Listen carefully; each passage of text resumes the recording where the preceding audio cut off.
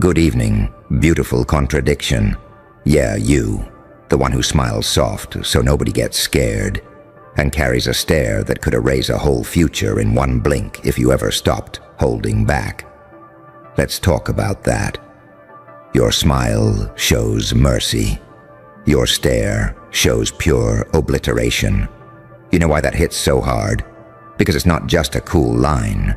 It's a diagnosis. You've been living a double life, haven't you? On the surface, you smile, you nod, you say, "It's fine." You shrink your opinions, you lower your volume, you apologize for existing just a little too loud. You become digestible, acceptable, safe. But under that is a stare that's seen too much, survived too much, and is absolutely done with everyone's bullshit. Your stare knows exactly who wasted your time, who lied, who used you, who underestimated you, who got comfortable with the idea that you'd keep forgiving, keep understanding, keep giving second chances like you've got an infinite supply. You don't. See, that smile, that's the part of you that still believes in second chances. That stare, that's the part of you that's ready to wipe entire patterns off the map. And you've been at war with yourself. You feel it, don't you? One part of you. Be kind, be patient, be merciful. The other part, if I swallow one more disrespect, one more fake apology, one more, "I didn't mean it," I'm going to snap. Let's clear something up right now. You're not too much. You're not dramatic. You're not overreacting. You are awake. And the world is terrified of a person who is awake and done playing nice. Because your smile, it made you easy to use.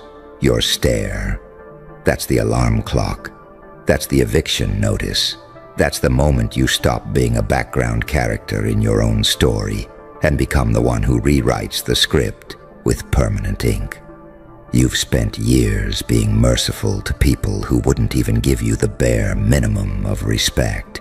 Years shrinking your fire so no one feels too warm or too burnt. Years pretending you don't mind when you absolutely do. Look at me. You do mind. It did hurt. They did cross the line. You just got good at smiling through the impact. You smiled to keep the peace. But your stare has already started counting bodies. Not literal bodies. The bodies of your old habits, your fake friendships, your people-pleasing, your self-abandonment. Every time you stare into nothing and zone out, tired down to your bones. That's your soul writing a hit list of everything that needs to go. And deep down, you know this. You are merciful by choice. You're destructive by necessity. Mercy is who you wanted to be. Destruction is who you became after they pushed too far. Let's talk about that smile first. That smile has protected you. That smile got you through conversations you didn't want to be in. That smile turned down fights that weren't worth your time. That smile kept certain people calm, kept certain rooms from exploding, kept certain situations from becoming worse. You used your softness like a shield. And that's not weakness. That's strategy. But here's the problem. You started using that same smile against yourself. You smiled when you wanted to leave. You smiled when you wanted to say no. You smiled when you wanted to scream, "I'm not okay." You smiled while they crossed boundary after boundary after boundary. You became merciful to everyone except yourself. You forgave everyone but you. You understood everyone but you. You gave everyone grace. While you took the pain home and let it eat you alive at 2 a.m. And your stare? Oh, your stare tells the truth. Your mouth keeps trying to hide. Your stare goes cold when someone lies. Your stare pulls back when someone feels fake. Your stare sees patterns now. Oh, that's how you talk when you need something. Oh, that's how you act when there's an audience. Oh, that's how you disappear when I'm the one who needs help. You're not naive anymore. You're not in the dark anymore. That's why your stare feels like obliteration. Because you've stopped giving people the benefit of the doubt they never earned. You've stopped romanticizing their potential and started judging their actions. And once you see clearly, there is no going back. Now listen carefully. The world wants your mercy. It fears your obliteration. Society loves the version of you that smiles, nods, forgives, over-explains, over-apologizes, and carries the weight. It panics at the version of you that looks around and says, "Yeah, I'm not doing this anymore." The moment you stop explaining yourself, you become dangerous. The moment you stop begging to be understood and start making moves regardless of who gets it, you become untouchable. You know that stare in the mirror? When you look at yourself and think, "I'm so tired of being this version of me." That's not self-hate. That's self-recognition. That's the real you staring at the costume you've been wearing. You're not nice, you're kind, and those are not the same thing. Nice is compliance. Nice is silence. Nice is digestible. Kindness? Kindness can say no. Kindness can walk away. Kindness can block. Kindness can cut you off and still wish you healing, just not near them. Your mercy is not a prison. Your mercy should have terms and conditions. You want to be merciful? Beautiful. But your mercy must be earned, not expected. You've had people look at you like, "They'll forgive me. They always do." Really? That's who you want to be? The character they write in their head as eternally available. The safe option. The emotional landfill for everyone else's trash. No. No more. Your smile shows mercy. Your smile says, "I could destroy you, but I choose not to." But your stare says, "Try me again.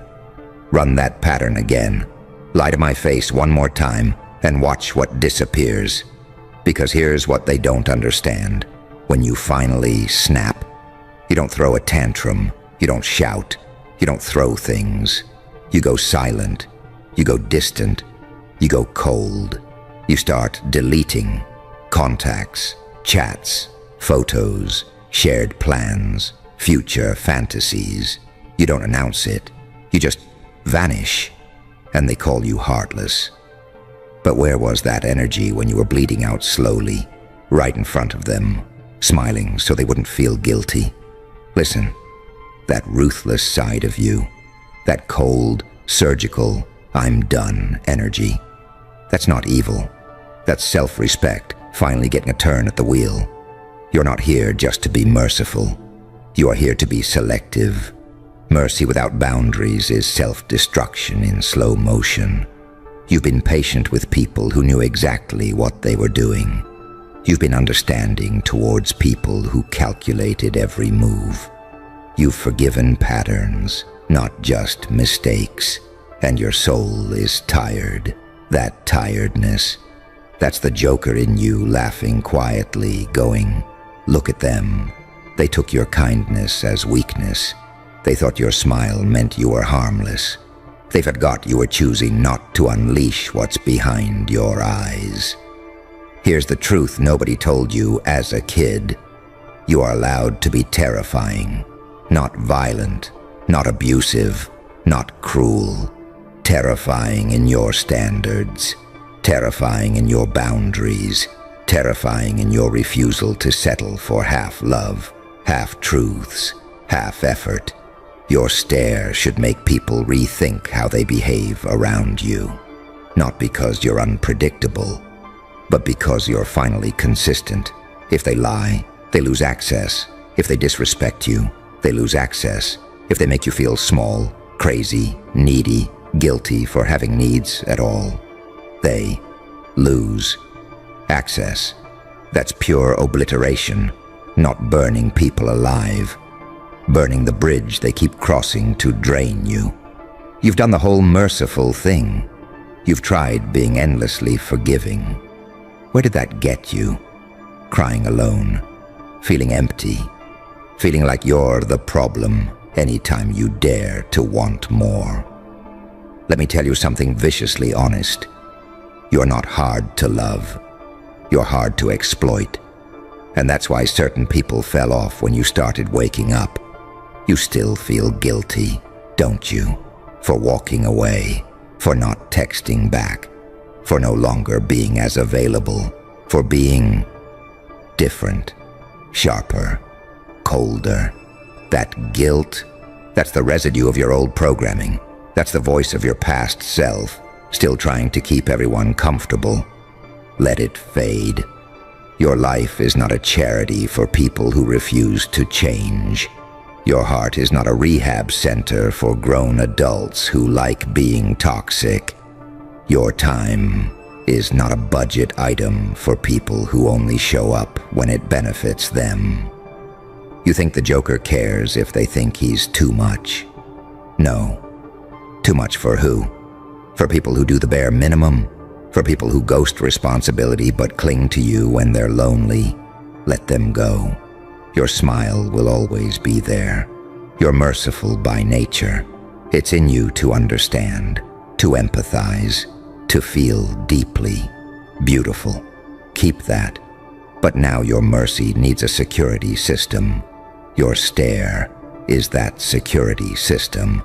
The stare that says, I don't argue anymore. I observe. I don't chase anymore. I choose. I don't explain anymore. I enforce. You don't owe anyone a presentation on why they lost access to you. You don't owe anyone a PowerPoint on how they hurt you. If they cared, they would have seen it when your smile stopped reaching your eyes. You know what scares people the most? It's not when you shout. It's when you finally stop negotiating your worth. That's what your stare is, the end of negotiation. You've been undervaluing yourself like you're a clearance item in your own life, discounting your standards, lowering your boundaries, taking less than you deserve because, at least, it's something. No, scrap that. You're not something. You're the whole event, the moment, the main storyline. If someone can't handle your boundaries, they don't deserve your mercy. You think villains are born out of nowhere. No. Villains are what happen after someone has had enough. After kindness gets mocked. After love gets weaponized. After loyalty gets taken for granted. You're not becoming a villain. You're becoming fair. Just finally fair. To yourself. You're learning that it's not noble to let people drain you dry. It's not holy to let people walk over you. It's not loyal to stay in rooms where your soul is silently dying. Your smile shows mercy, and that's powerful. But your stare shows pure obliteration, and that's necessary, because certain things need to be obliterated. Your self-doubt, your tendency to explain your no, your reflex to over-apologize, your willingness to tolerate half-present people. Burn those. Tear down the version of you that needed everyone to like you. Delete the version of you that thought being chosen was the goal.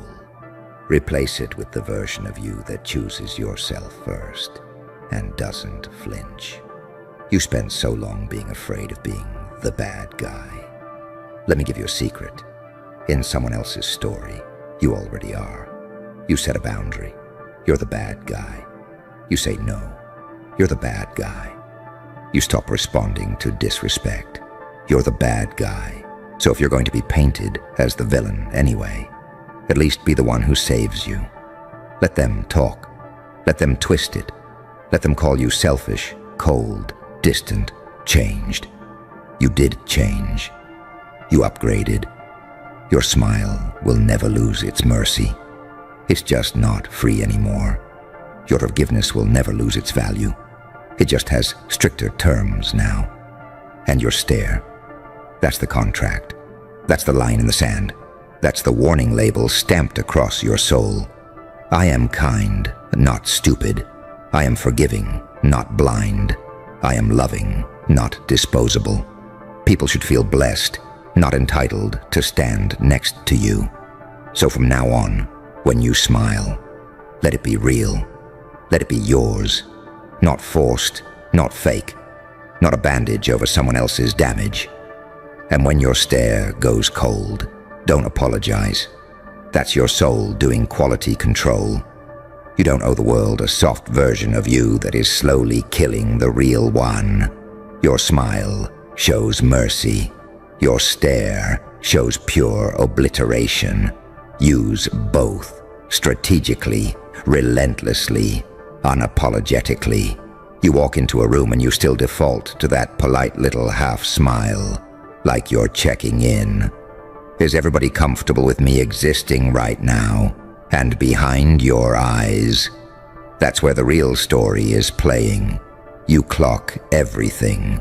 Who avoids eye contact? Who pretends you're invisible until they need something? Who only laughs when the right people laugh? Who suddenly acts close when there's an audience watching? You don't even get surprised anymore. You just get clearer. That stare of yours, that's your lie detector. That's your bullshit radar. That's your internal security camera recording everything in HD. You used to second guess it. Maybe I'm overthinking. Maybe I'm too sensitive. Maybe I'm reading into things. No, you are reading it perfectly. You just lack the confidence to trust yourself. You feel that shift lately, yeah? You say less. You watch more. You give people one chance to show who they are without the mask. Your smile says, I'm giving you a fair shot. Your stare says, don't waste it. There used to be this version of you that thought love meant tolerating everything, being understanding, being chill, being the person who never makes it awkward. And weirdly, everyone around you understood that extremely well. They understood you'd always be there. They understood you'd always forgive. They understood you'd always answer the phone, always reply to the text, always show up, even when they half showed up for you. They understood your mercy. They counted on it. You know what they never stopped to ask? What happens if this person ever runs out of patience? Because here's the thing they keep missing. You're not infinite. You're not some bottomless vending machine of emotional labor and understanding.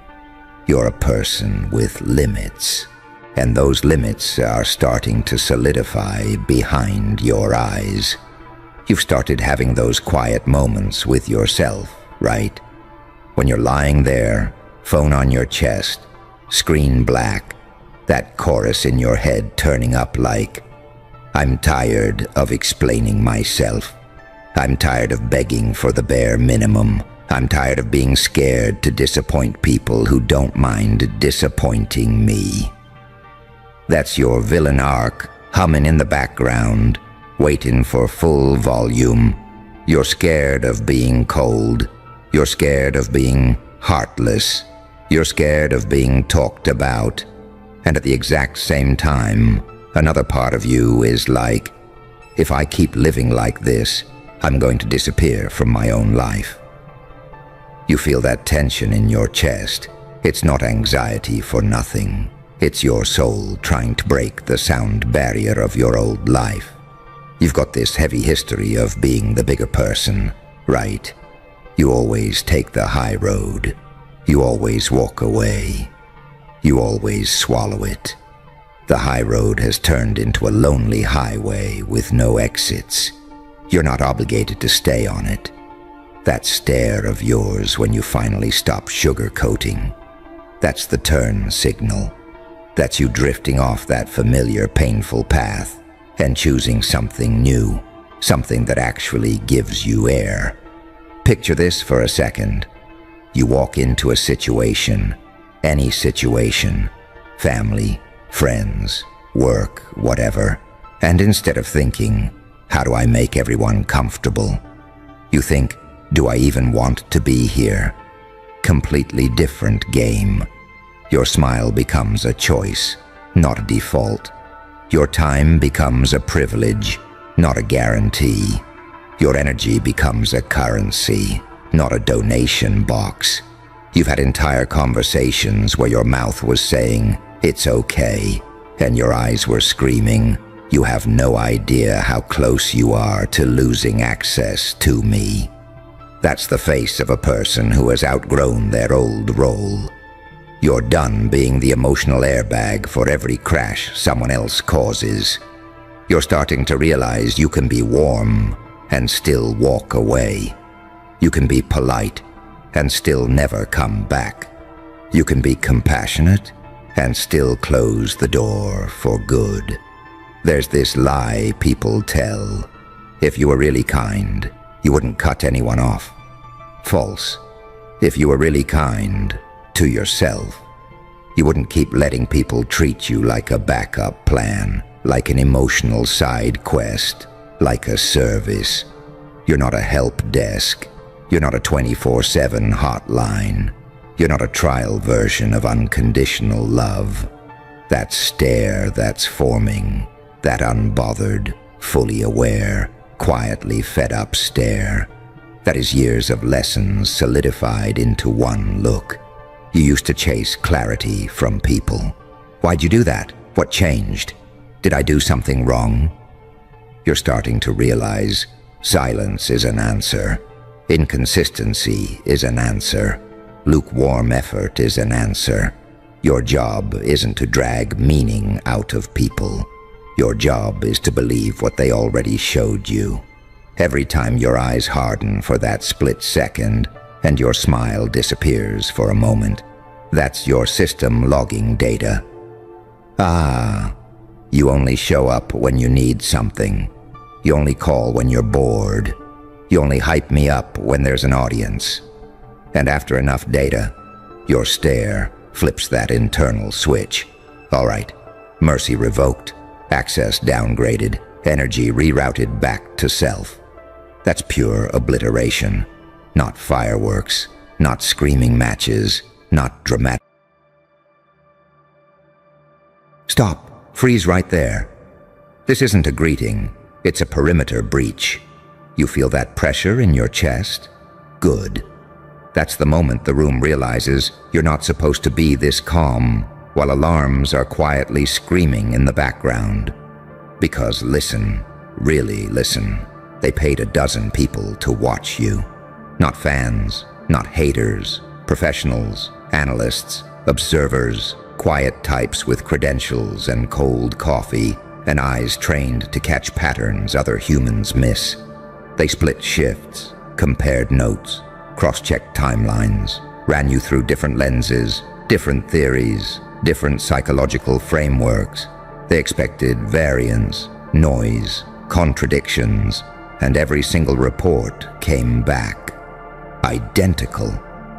That's when the silence started, because identical reports don't happen with humans.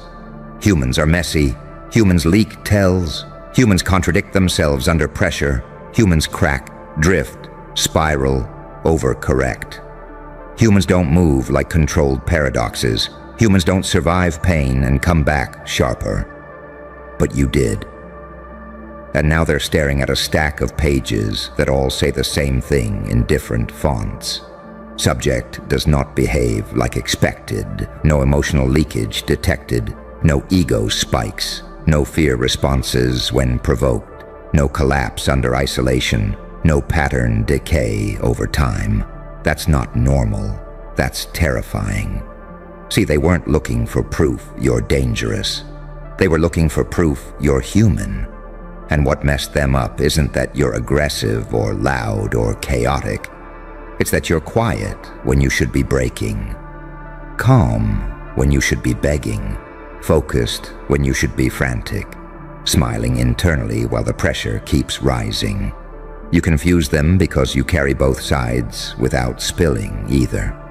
You look like restraint, but think like violence. You move like patience, but calculate like a predator.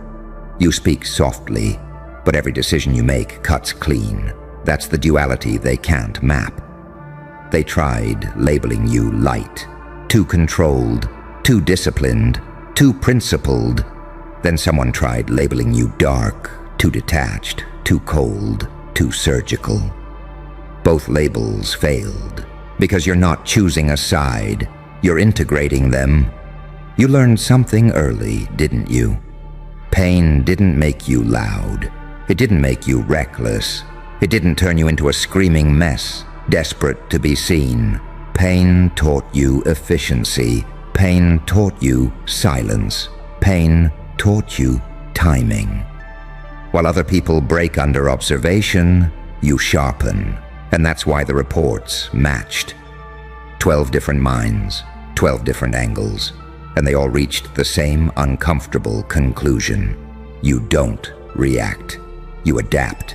You don't chase. You position. You don't panic. You wait. You don't explode. You apply pressure slowly until reality gives way. They noticed how you don't flinch when things go quiet, how silence doesn't scare you. It feeds you. How isolation didn't hollow you out. It carved you into something precise. How betrayal didn't make you bitter. It made you strategic. That's the part nobody likes to say out loud. You didn't survive by being good. You didn't survive by being evil. You survived by being accurate. You became the kind of person who can sit with angels and understand demons without belonging to either. The kind who can play clean or dirty without losing control. The kind who can walk through chaos without leaving fingerprints. They kept trying to catch you slipping, emotionally, psychologically, spiritually. But you don't leak anymore. You don't perform. You don't over-explain. You don't chase validation. You don't seek applause. You just move. And that consistency, that's what broke them. Because consistency under pressure isn't discipline, it's transformation. It means your nervous system has rewritten itself. It means fear no longer runs the show. It means your mind doesn't spike or crash. It operates at a controlled burn. You're not unpredictable in the way fools are unpredictable. You're unpredictable because you're free from impulse. Because you don't need to prove anything. Because you don't need to react on their schedule. That terrifies observers. They want chaos they can model. They want emotions they can trigger. They want trauma responses they can exploit. And you gave them none of it. Just the same clean profile over and over again, like a ghost passing through 12 different cameras without distortion. So now they're whispering, not about what you did, but about what you are. They're asking how someone can carry so much damage and still move with this level of control. How someone can be kind without being weak, dark without being sloppy, dangerous without being loud. They're realizing something too late. Unpredictability isn't chaos, it's mastery. True power doesn't thrash. It waits, it observes, it decides, and you evolved in places most people avoid. You learned to think in rooms where hope had already left. You learned to stand still while everything inside you was on fire, and that rewired you.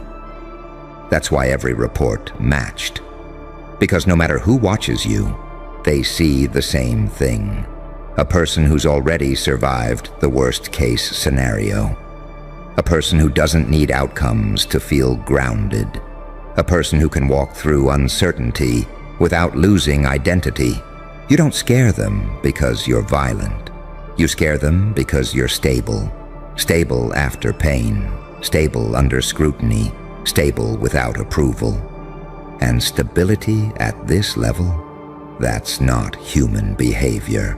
That's what happens when someone dies internally and comes back redesigned. So let them compare notes. Let them stack the reports. Let them sit in that uncomfortable silence where nothing adds up except one undeniable truth.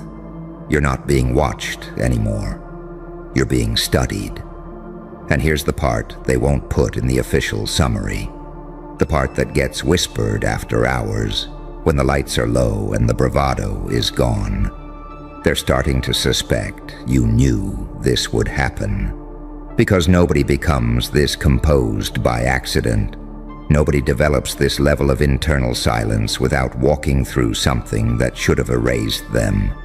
Nobody carries this kind of control unless they've already lost everything that could be taken away.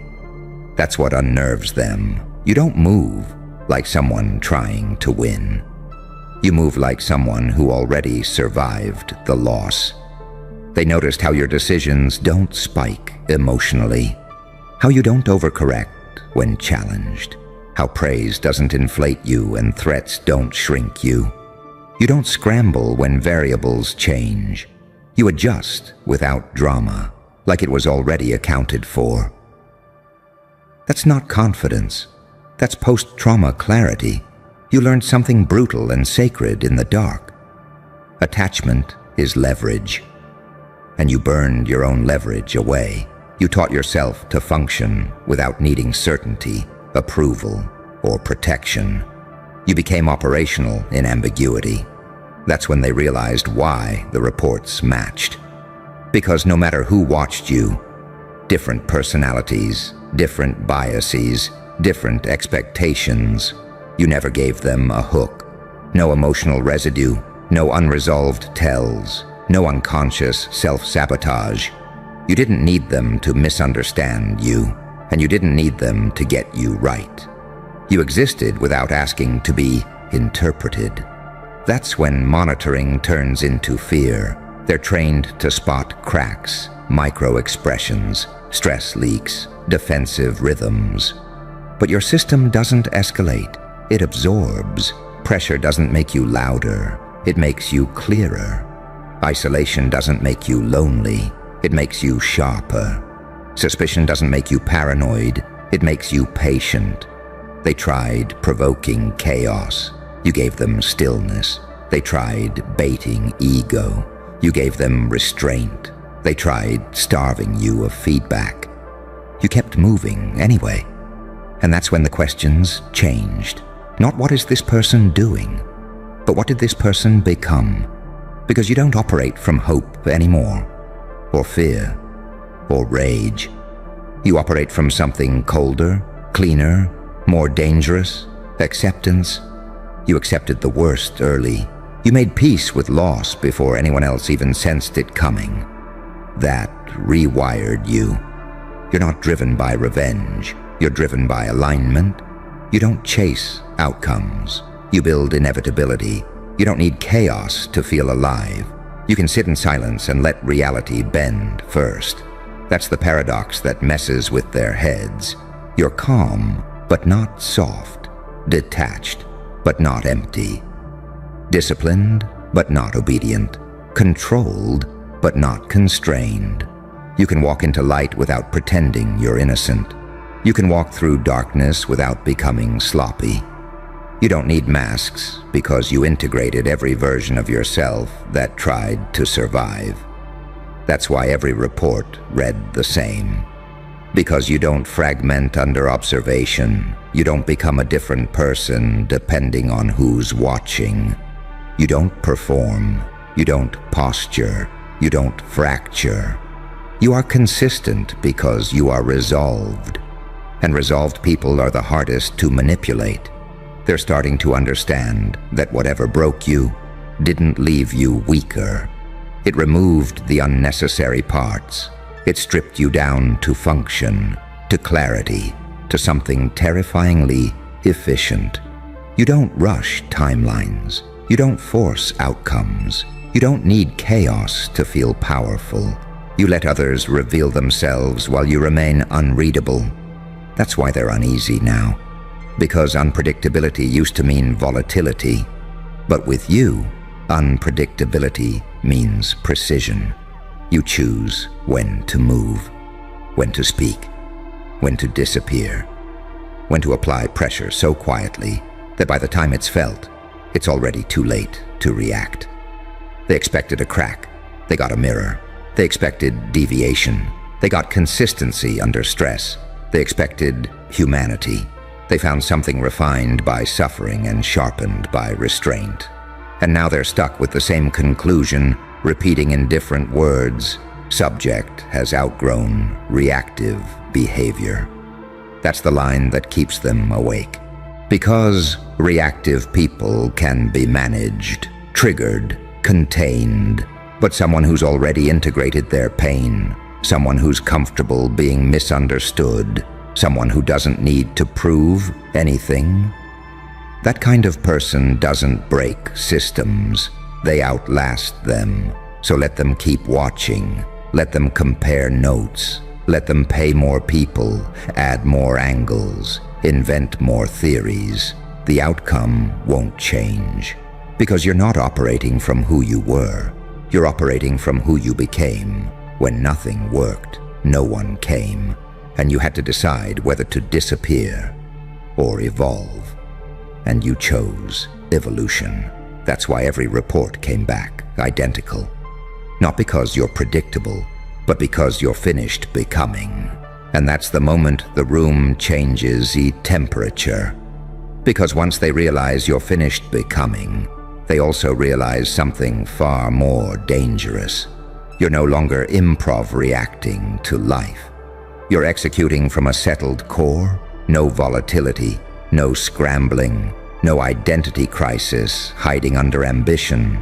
You're not evolving anymore. You're deploying. That's what keeps repeating in their minds when they reread those reports. Same conclusion, same undertone, same unease bleeding between the lines.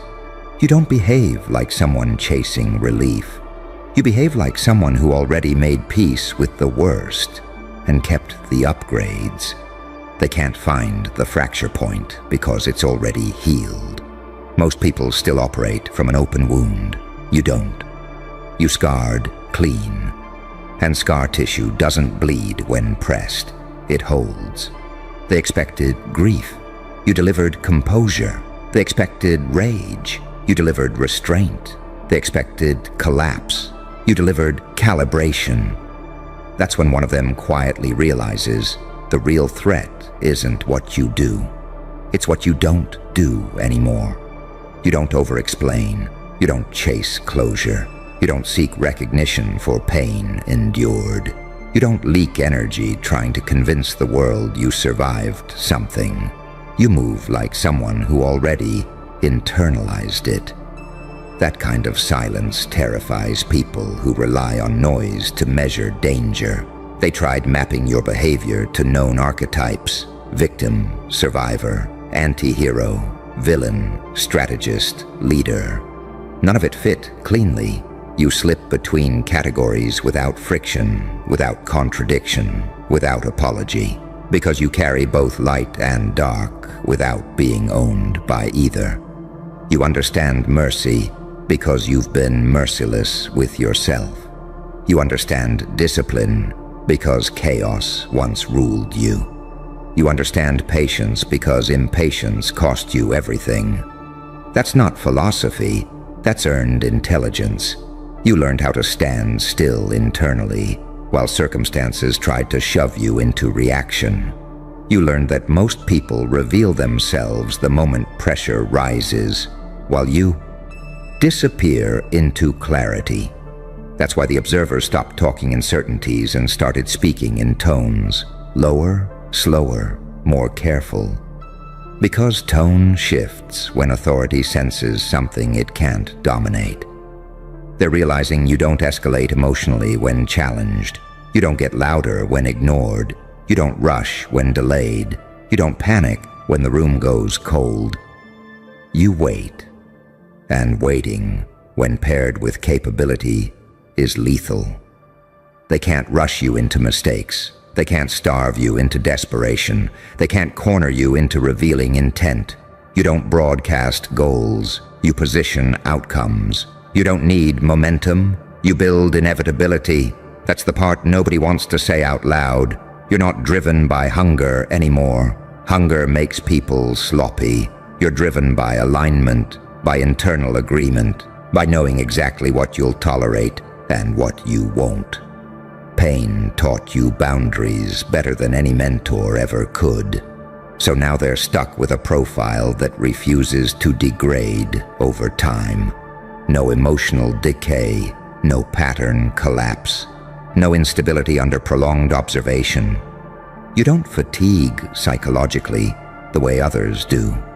You don't need the pressure to stop. That's when it hits them.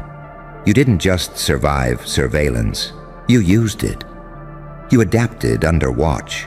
You refined yourself while being measured. You learned to exist cleanly, even when you knew eyes were on you.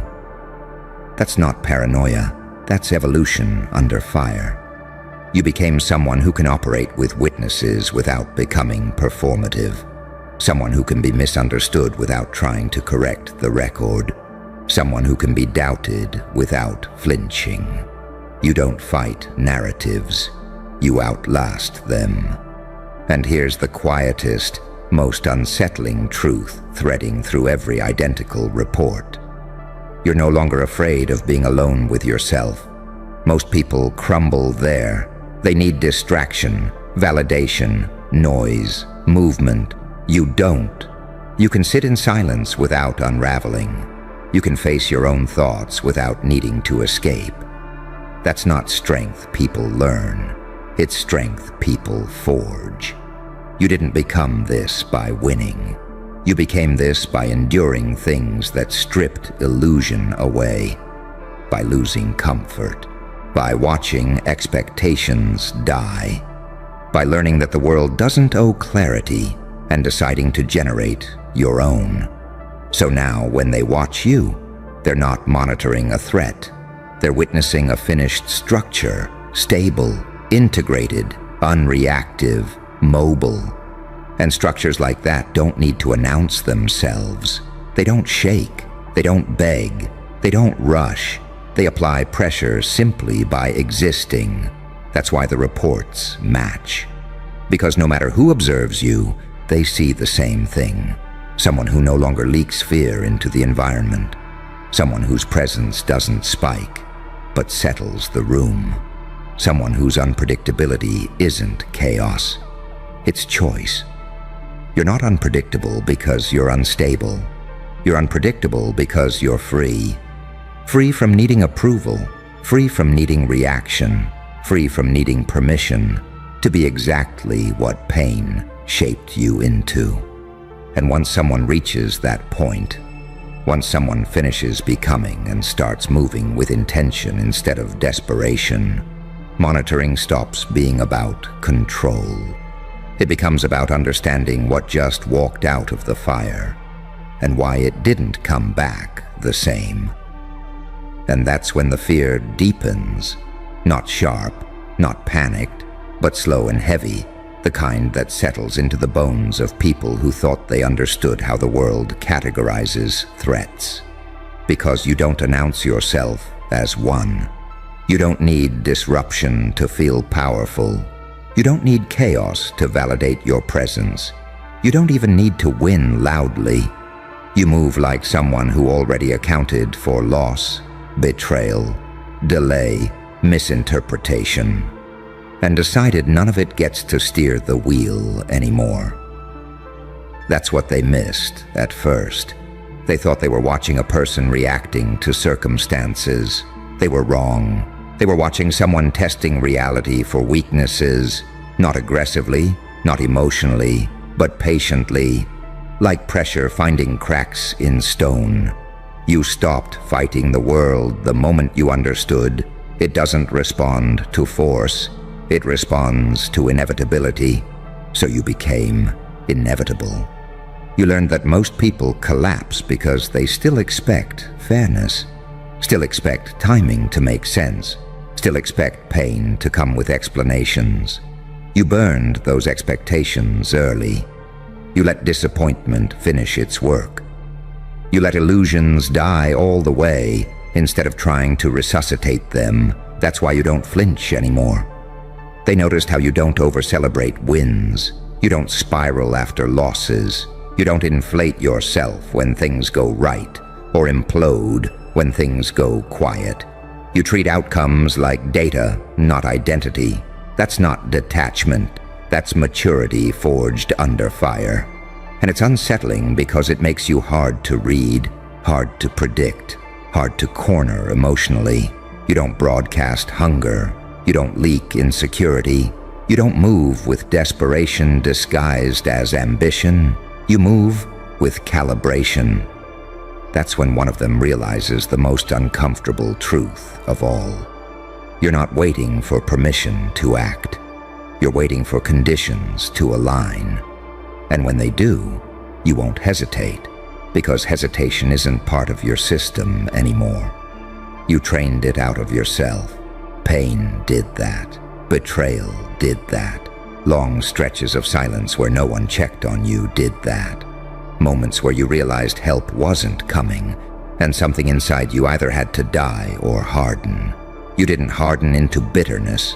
You hardened into clarity. That's the paradox they can't resolve. You're capable of restraint and ruthlessness, compassion and detachment, patience and precision. You don't swing wildly between extremes. You hold them both steady. That's why your behavior doesn't degrade under observation. That's why 12 different minds saw the same thing. A person whose internal state doesn't depend on external validation. And that kind of person doesn't behave predictably in systems designed to exploit need. They tried waiting you out. You didn't rush. They tried ignoring you. You didn't react. They tried pressure. You adapted without noise. You don't escalate when challenged because you don't need to prove dominance. You don't retreat when opposed because you don't need safety illusions. You stand where you are, grounded in something deeper than outcome. You're not driven by hope anymore. Hope is fragile. Hope collapses when timelines stretch. You're driven by acceptance, and acceptance makes you unmovable. You accepted what most people are still fighting. You accepted that pain doesn't ask permission, that fairness is optional, that clarity often arrives only after something breaks beyond repair. And instead of becoming smaller, you became cleaner. That's what they're seeing now. You don't waste energy explaining yourself. You don't correct misinterpretations. You don't chase narratives that benefit you. You let reality do the convincing, because you know time exposes truth better than force ever could. You became someone who can afford to wait.